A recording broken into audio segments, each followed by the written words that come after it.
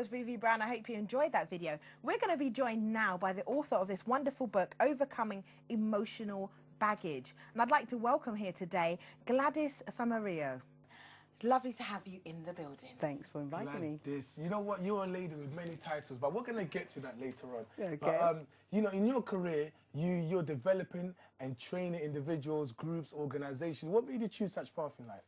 Well, it's always been a passion for me to support people. I've always been one of those people whereby if you see someone go for a job interview or they're struggling with their career or whatever, I've always been the kind of person people naturally come to say, help me through this. And I think at one point in my life, I decided to think about what gifts and talents I actually had as an individual. And I decided to actually channel that and make a living out of that. So that's basically it. Can we clarify, what is emotional baggage? Oh, girlfriend, it's It's the stuff we pick up through our life experiences, you know, so the negative emotions, so the fears and whatnot, the angers and resentments.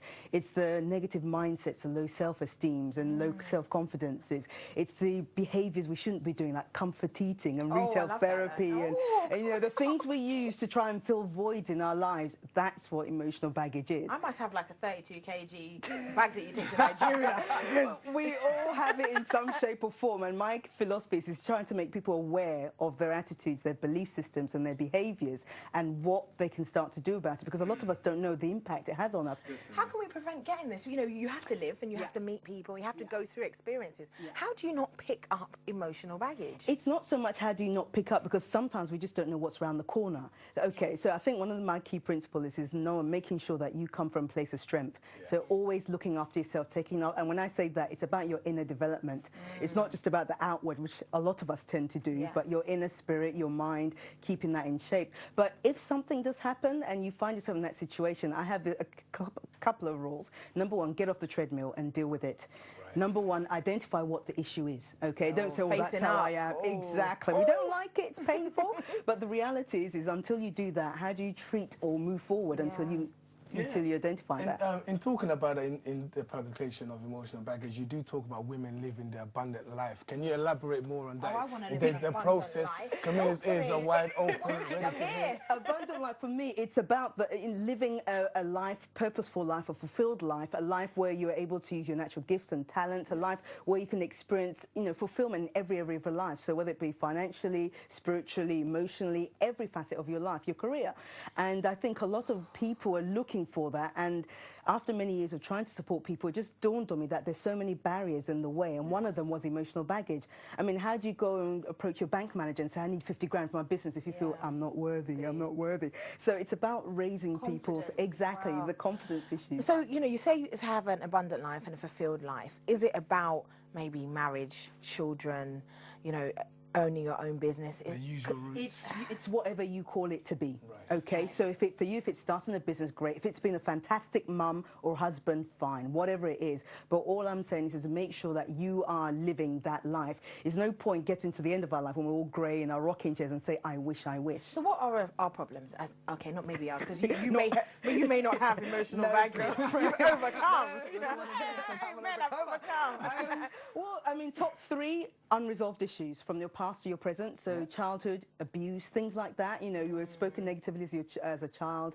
Father wasn't present, all these kind of things we pick up. But even our present day, there's things like, you know, separation, divorce, that has a huge impact on families, individuals. So there's loads of things. So there's unresolved issues, then the low self-confidences and low self-esteem. I mean, in that scenario, then I think, you know, I could easily say parenting is very important when it comes to setting up one for the future.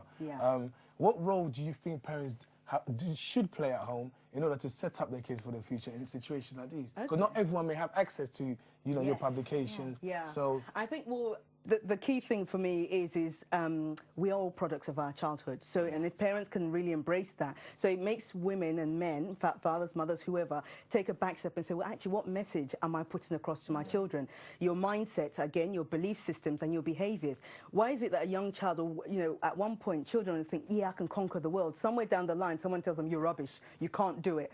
because that's the thing maybe parents are saying, oh, you know, you don't fit in society or you look funny kind of thing. And we internalize all these messages. So I think parents have a huge role in building the esteem of a child, because the more you do that, they don't need to look for affirmation outside. You know, young girls don't need to look in the wrong places, or young guys need to be part of a clique or a gang to feel like they're somebody. Would you not say that's a generational issue? Because as I'm finding myself now sort of speaking to my little brother, and I'm starting to sound like my dad, because I'm not understanding what's going on with him. My brother just added me on Facebook. What is going on here? You're 12 years old, you've added me on Facebook. But it kind of reminds me of how my parents were when I was younger. So how do you overcome such a situation when you don't actually realise maybe you're being a bit forceful, just based on your experiences? I mean, I think you mentioned the key thing. I think we have lost some good old-fashioned values. And it's not been transferred from one generation to the other. Right. And if we continue the way we are, some of those things will be completely eroded. You know, the family values about coming together, sharing, older brother looking after younger brother, all those kind of things. But nowadays we seem to be so dispersed all over the place. But don't you think it's media influences as well? Because it's not just parents, because the parents try hard, you know? And then they watch TV and they see, you know, as I was growing up, I saw size 0, and that was back in a little while ago. You know, you're constantly bombarded by images that really play on your self-esteem. How do you shut yourself off in a room and don't? No, and I think that's where the key influences of children come into place, i.e. parents, teachers, and so on and so forth, to constantly say, you know, that size 0, we're not even naturally built that way. So, you know what I mean? It's not going to happen. So I think, yes, the media has a responsibility.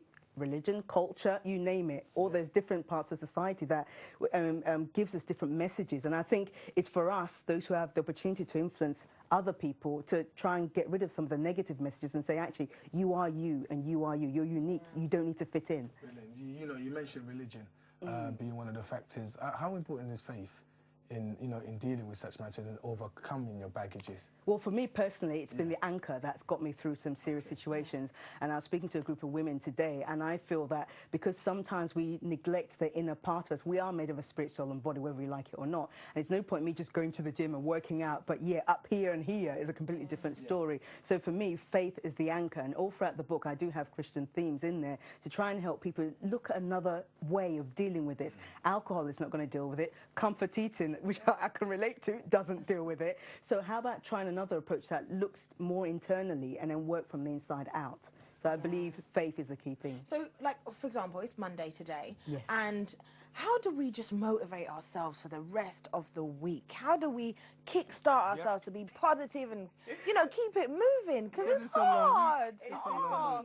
I think there's many things. As I said, for me, faith is a key thing. So yes, I'll read my Bible, I'll pray, because I think there's a lot of affirmation. You know, the things that as a man thinketh, so is he. So, okay, Gladys, you know what? You can do it this week. Let's go. But in addition to that, so there's the internal motivation, but there's also external. So having people around you to constantly cheer you along the way, to say, you know what, you can do it. Go there, you know, go Tiger, and so on and so forth. So I think there's a lot of internal stuff, but again, having the right people around you, not dream killers, but having people around you who can just constantly say, you know, in fact, even on the day when you feel, you know what, I'm having a bit of a day, somebody you can open up to and confiding and say, you know what, just help me out here. Do you know what? I found myself really listening, and I want to hear so much more. I know we've got the book on the online store, but where else can we get it apart from that? My website, www.gladysf.com. Or you just Gladys Google. F, that works for me. GladysF.com. I should introduce you as Gladys F.